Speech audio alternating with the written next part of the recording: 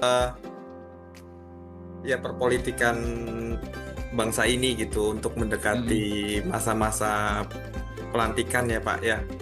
Heeh. Terutama saya ngelihat eh, mengarah kepada khususnya kepada Gibran ya Mm-mm. sejauh ini gitu. Kayaknya ada indikasi beberapa orang atau beberapa kelompok yang tidak menyukai untuk pelantikan ini sehingga dimunculkan isu-isu akun yang apa yang sangat inilah terkenal itu Pak. Fufu Seperti itu. Fafa. Ya, seperti itu. Nah, Ya, ini ya. saya juga nggak terlalu mengikuti ya Pak, jadi lebih sibuk aktivitas lain, tapi setidaknya eh, apa ya perkembangannya saya belum tahu nih apakah nanti dia memang sengaja dijatuhkan si Gibran itu apa tetap dilantik atau digantikan dengan deal-deal politik yang lain. Sepertinya ini ada kompromi atau apa saya kurang tahu. Gitu Pak. Oke.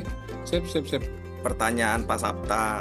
Jadi ada ungkapan seperti ini Pak. Didik anakmu sesuai zamannya. Begitu.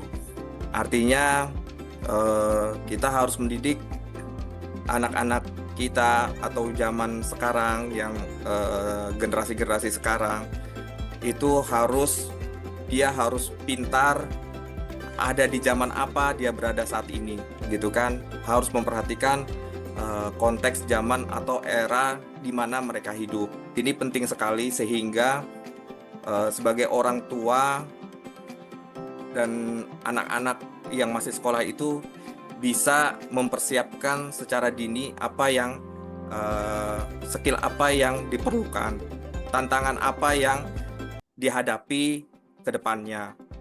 Karena gak cukup hanya sekedar belajar saja, eh, tidak cukup hanya belajar saja, tapi harus mempunyai skill yang mumpuni.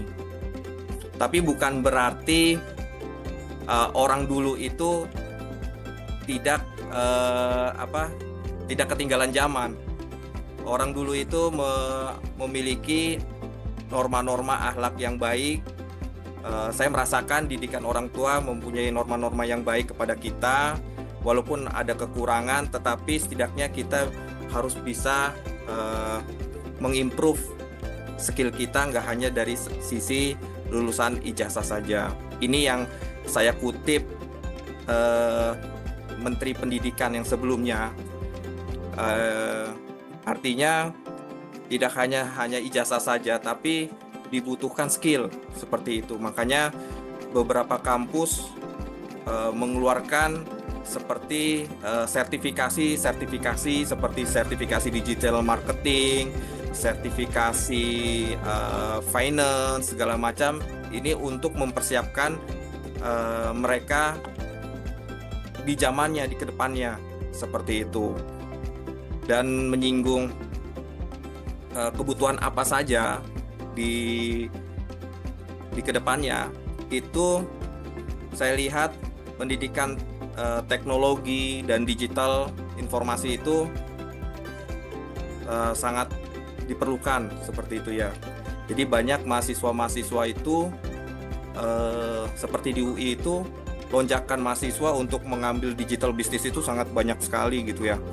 Jadi sampai mengambil sertifikasi dan segala macam itu berbarengan dengan mengambil sertifikasi BNSP dan lain-lain itu sangat ramai. Inilah yang kita harus melek gitu. Seperti seorang pengajar, dosen juga harus dia up to date dengan keterampilan-keterampilan seperti dia harus menggunakan AI, terus dia harus tahu ChatGPT dan segala macam, terus video editor dan segala macam. Dan juga nggak kalah penting juga seperti konsultan finance, itu juga sangat memungkinkan. Karena Pak Kadek itu pernah ngobrol dengan kami gitu ya Pak ya. Jadi untuk perusahaan-perusahaan sekarang itu konsultan finance itu finance itu diserahkan kepada konsultan gitu, sehingga Ini menjanjikan seperti itu. Banyak perusahaan-perusahaan yang mengakuisisi, merger, jadi ingin percepatan lebih, growth-nya lebih cepat dengan cara mengakuisisi dan segala macam.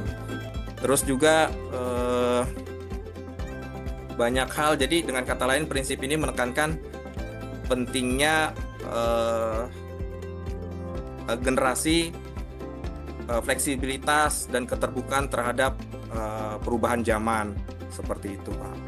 Jadi saya lihat nggak cukup hanya lulusan teknik mesin saja misalnya, tapi dia tidak mengasah dari misalnya dia digital marketingnya atau seperti apa, karena saya lihat many talent sekali gitu untuk zaman sekarang ini. Mungkin pandangan saya seperti itu ya, Pak. Seperti itu. Ya, Pak. Biasanya ini kan dalam bentuk apa ya, Pak? Organisasi ya, LSM begitu ya. Artinya untuk pendanaan pasti mereka dapat dari beberapa donatur ya, donatur seperti perusahaan-perusahaan yang memang punya sumbangsih produk plastik seperti itu, Pak. Yang tadi sebutkan tadi Indomie, terus perusahaan mineral dan lain-lain yang ibaratnya mempunyai sumbangsih terbesar dalam hal produksi gitu kan, tentunya plastik gitu. Jadi ya mereka pasti dapat dari sana gitu.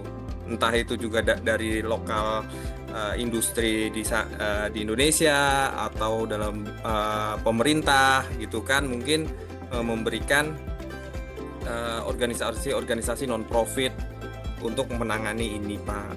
Seperti itu. Itu ya, Pak.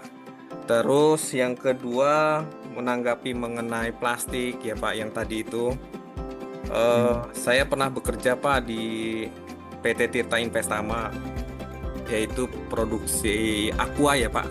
Danone Aqua. Saya pernah kerja di Danone Aqua selama 2 tahun di sana di bagian R&D tahun 2012 sampai 2014 ya, Pak. Jadi ini contoh aksi nyata ya, Pak, yang dilakukan ya. Waktu itu memang isu mengenai plastik itu memang menjadi hal yang wajib begitu. Jadi apa namanya, mengantisipasinya seperti apa, karena Aqua itu luar biasa apa namanya, produknya plastik dan juga dampaknya terhadap limbah juga ada, pasti ada itu.